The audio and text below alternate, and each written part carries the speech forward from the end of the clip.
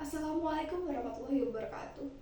Perkenalkan, nama saya Anissa Stinkolisa, nomor absen 7 dari kelas 12 IPS 2 untuk menyampaikan pidato mengenai pemilu untuk memenuhi tugas PSI Indonesia.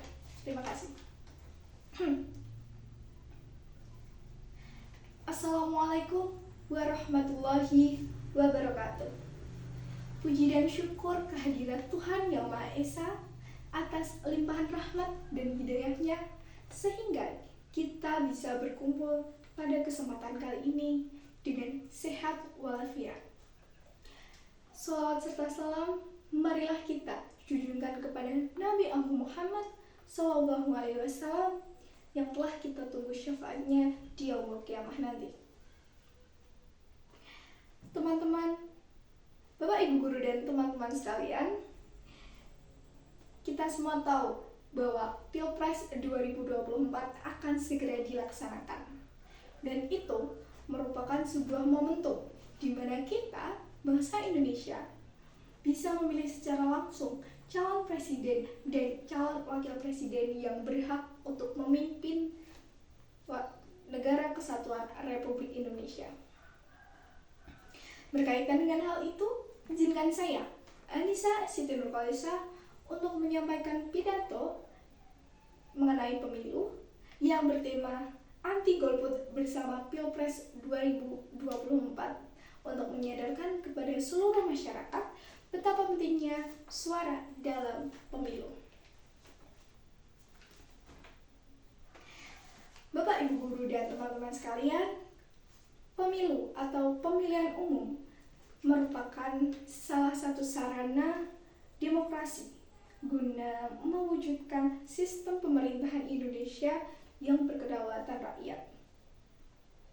Pemilu juga bertujuan untuk memilih wakil rakyat, untuk menduduki lembaga perwakilan rakyat, untuk membentuk pemerintahan, untuk melanjutkan kemerdekaan, dan mempertahankan keberadaan negara kesatuan Republik Indonesia. Di Indonesia sendiri, pemilu telah dilaksanakan selama 5 tahun sekali. Dan terakhir, Indonesia melaksanakan pemilu adalah pada tahun 2019 dan akan dilaksanakan kembali pada tanggal 14 Februari 2024 mendatang. Bapak, Ibu Guru, dan teman-teman sekalian, setelah kita membahas mengenai definisi pemilu, tentunya kita sudah mengetahui salah satu istilah dalam pemilu yang sudah tidak asing lagi. Istilah tersebut adalah golput. Nah, apa itu golput? Golput atau golongan putih merupakan salah satu istilah yang digunakan untuk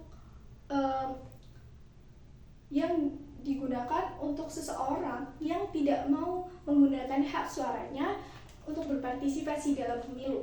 Dengan kata lain, istilah itu digunakan untuk seseorang yang tidak mau memilih salah satu dari seluruh calon presiden dan calon wakil presiden yang ada.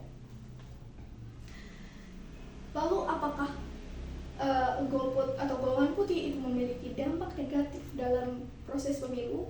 Tentunya ada. Apa saja dampaknya? Yang pertama, hak warga negara tidak digunakan secara maksimal.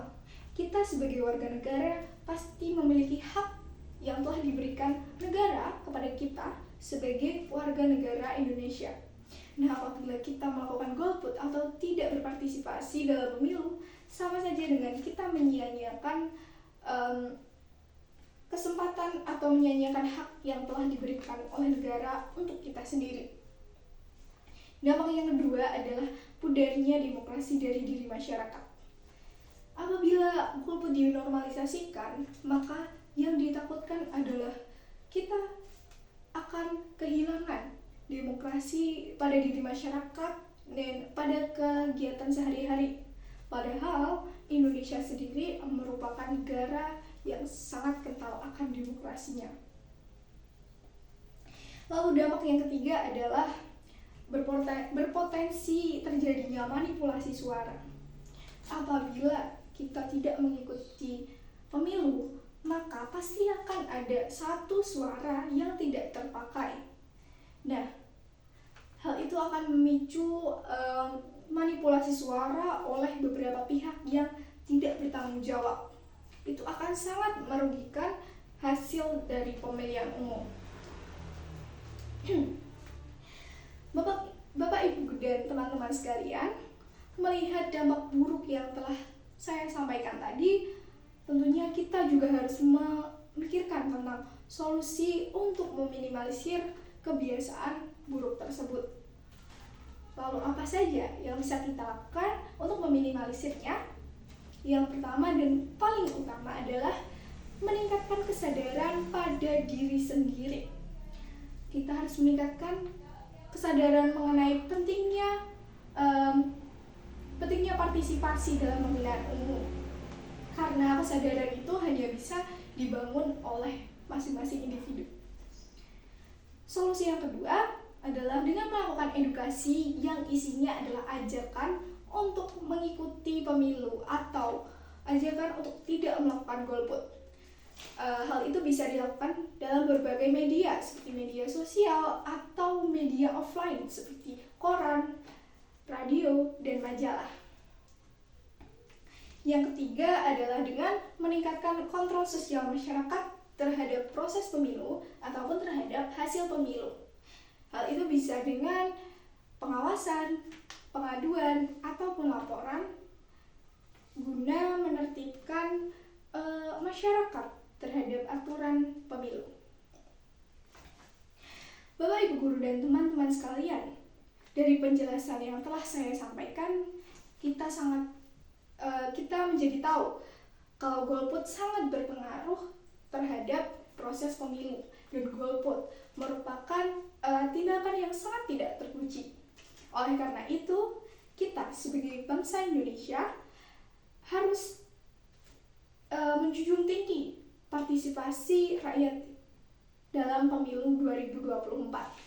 Kita harus mengajak seluruh lapisan masyarakat yang telah memenuhi syarat pemilu untuk selalu berpartisipasi dalam kegiatan pemilu dan tidak melakukan golput. Ditambah lagi, anak muda zaman sekarang sudah semakin cerdas. Harusnya mereka sudah bisa berpikir mandiri mengenai pentingnya anti golput tersebut. Bapak, Ibu guru, dan teman-teman sekalian, mungkin hanya itu saja yang bisa saya sampaikan pada kesempatan kali ini. Semoga apa yang saya sampaikan bisa bermanfaat bagi kita semua dan bisa mendorong kita sebagai bangsa Indonesia untuk menuju bangsa yang lebih baik lagi. Terima kasih atas perhatiannya. Kurang lebihnya saya mohon maaf. Wassalamualaikum warahmatullahi wabarakatuh. Terima kasih.